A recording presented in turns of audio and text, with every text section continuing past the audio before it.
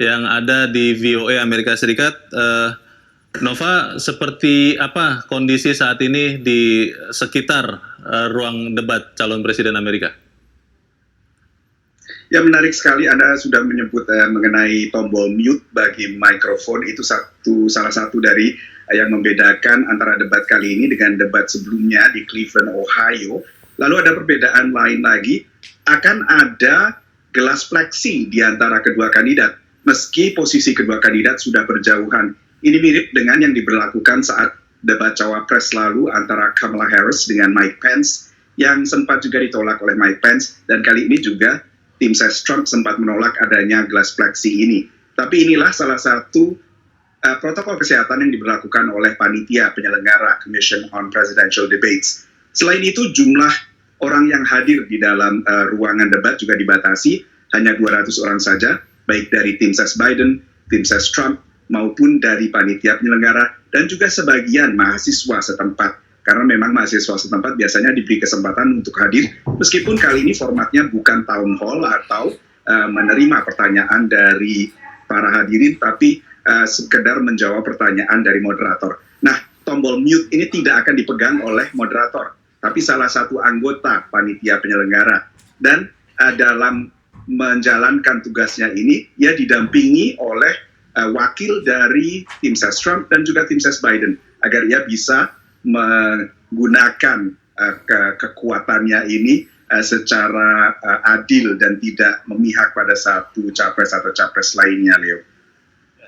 Nova, terkait dengan moderator ini, ada yang mengatakan bahwa kubu Trump terutama meragukan netralitas atau independensi moderator pada debat final untuk kandidat presiden Amerika Serikat. Bagaimana ini dampaknya kepada jalannya debat ini, Nova?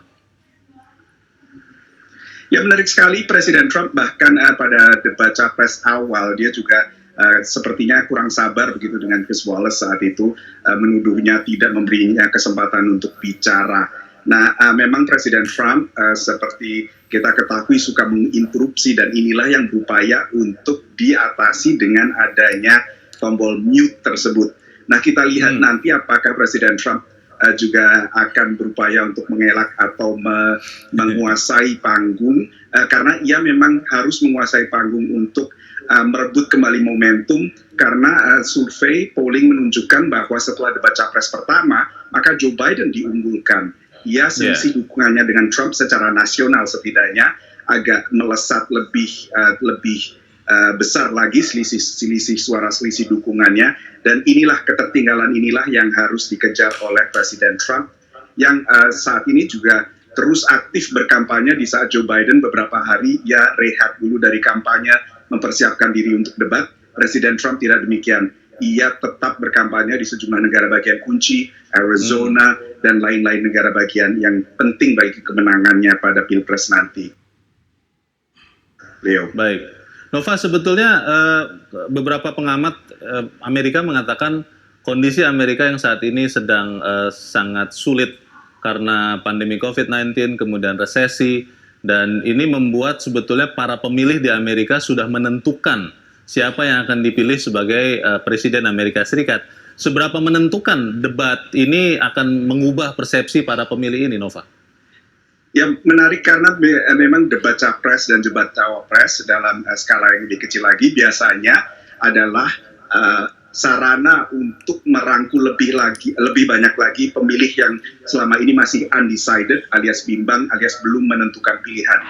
Tapi jumlah pemilih yang masih undecided saat ini relatif lebih sedikit dibandingkan 2016. 2016 lalu ada sekitar 11 hingga 13% baru menentukan pada saat terakhir atau setelah menyaksikan debat.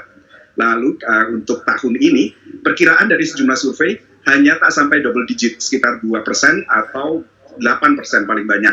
Dan satu lagi faktor yang menarik adalah banyak pemilih di Amerika Serikat sudah memberikan pilihannya lewat pemilihan secara awal di banyak negara bagian. Menurut pantauan sebuah organisasi United States Election Project yang antara lain diselenggarakan oleh University of Florida, mereka menemukan bahwa jumlahnya pada saat berlangsungnya atau menjelang berlangsungnya debat capres ini sudah melampaui 47 juta pemilih yang sudah memberikan suaranya secara awal. Tentunya mereka tidak bisa mengubah pikiran setelah mereka sudah menyampaikan surat suara mereka. Dan ini adalah angka tertinggi sepanjang sejarah. Sekitar pada Pilpres 2016 misalnya, total pemilih yang akhirnya memilih adalah sekitar 130 juta.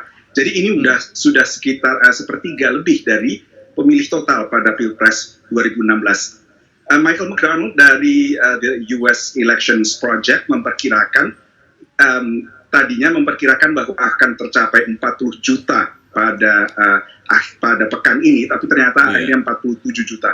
Ia juga memperkirakan partisipasi pemilih pada Pilpres 2020 kali ini bisa memecahkan rekor, bisa 65%. 65% ini dibandingkan di Indonesia mungkin tidak seberapa karena Indonesia terbiasa dengan Pilpres yang diikuti oleh 70 hingga 80% dari warga dari pemilih, dari warga yang berhak memilih.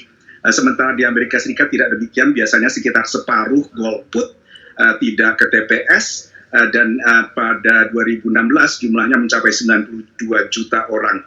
Nah, bisa saja nanti angka partisipasi Amerika Serikat terdongkrak ke 65%, yang merupakan angka luar biasa, belum pernah tercapai dalam seabad lebih.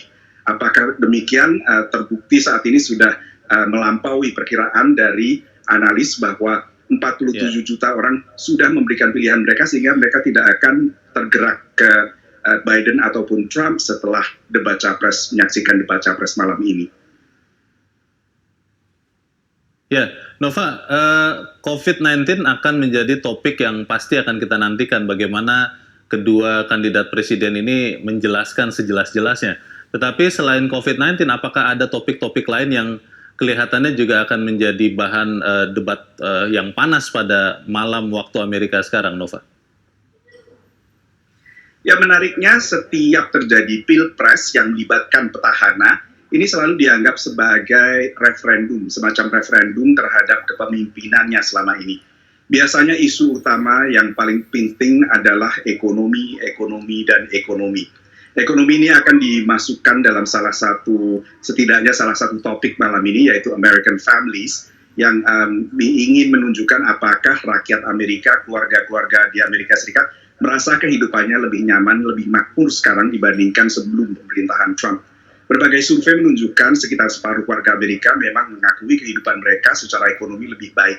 Tapi ini tentunya sebelum COVID berlangsung. Dan COVID ini juga lebih dianggap merupakan isu yang paling penting oleh masa Partai Demokrat, yang lebih mementingkan menurut lembaga riset Pew isu-isu seperti layanan kesehatan, COVID, keadilan rasial yang juga akan disentuh nanti, dan juga perubahan iklim. Nah, untuk Partai Republik, masa pendukung partai ini lebih mementingkan ekonomi menurut lembaga riset Pew, dan juga mereka mementingkan juga menciptakan rasa aman menghadapi ancaman kriminalitas. Nah, itu makanya akan ada dua pendekatan yang berbeda dari Trump dan Biden menyikapi berbagai isu tersebut, law and order dan racial justice. Ini yang nantinya akan banyak diangkat. Dan ada juga kemungkinan karena ada mute button ini, kita lihat nanti sejauh mana keduanya bisa saling bereaksi terhadap pernyataan masing-masing. Baik, kita nantikan saja sesaat lagi bagaimana debat ini berlangsung. Terima kasih, Nova Purwadi dari